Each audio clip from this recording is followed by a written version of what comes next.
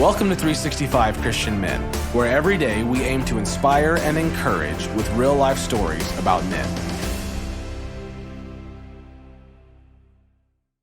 January 29th, Brian Baker.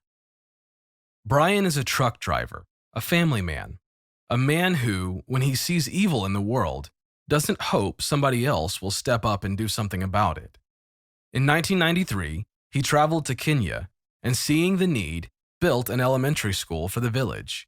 It now serves 175 students, including 40 orphans. Since then, he has helped build 7 orphan projects and supported 3 schools and several safe houses. He has raised funds for more than 700 orphans and widows.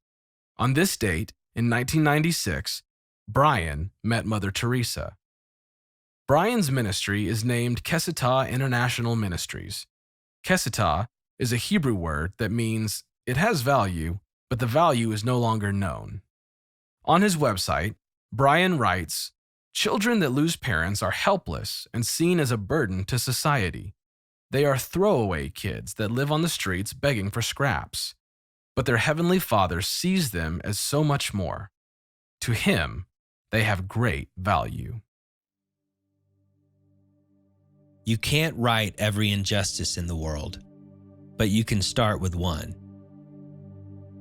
Brian clocked full-time hours as a trucker in Nebraska and held down 3 more part-time jobs. But jobs were only a means to an end. Brian's heart beat as a freedom fighter. He didn't like a lot of talk, but believed in action. So when he heard about human trafficking and slavery, he had to do something. He researched and prayed about what to do. He told God he wanted to make a difference where others were not already working.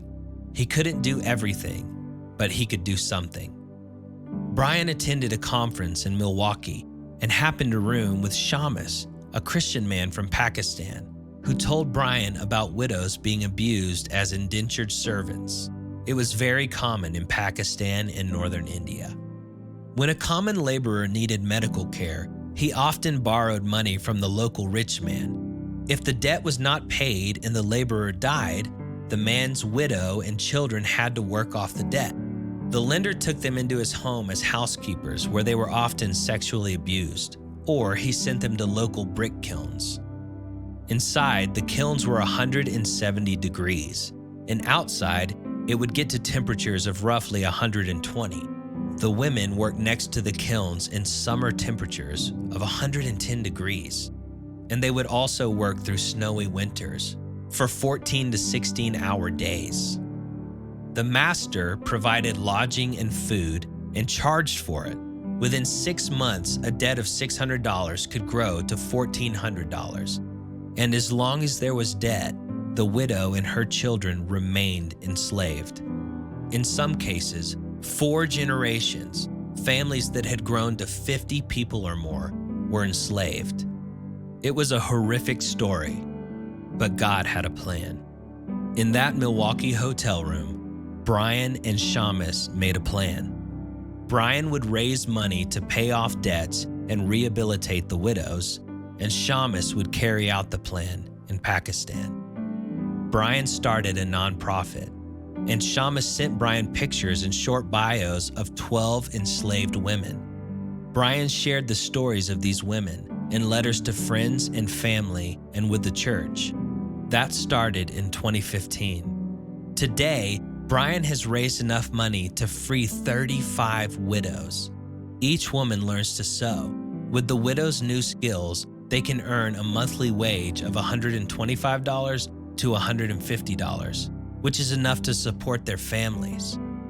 As families were established, Brian and his wife saw another need: education for the widow's children. So they started a school, and it's attended by 70 children, which includes Muslim children from the village.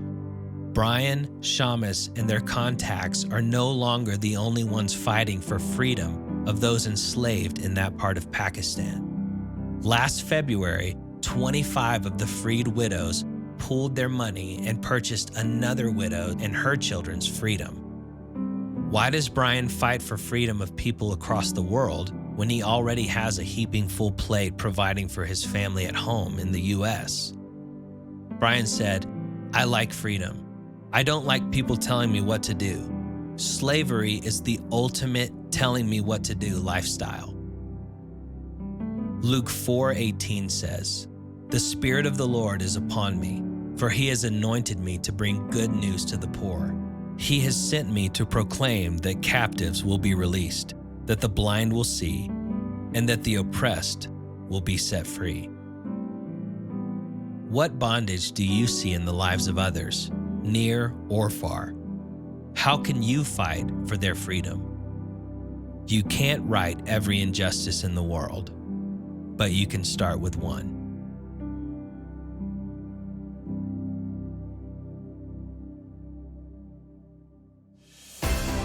Thank you for listening to today's story. Every day of the year, our hope is to inspire you with real-life stories of faithful men who have gone before us. For today's story, we have a free one-page group discussion sheet available on our website. Please join us tomorrow for another story at 365christianmen.com.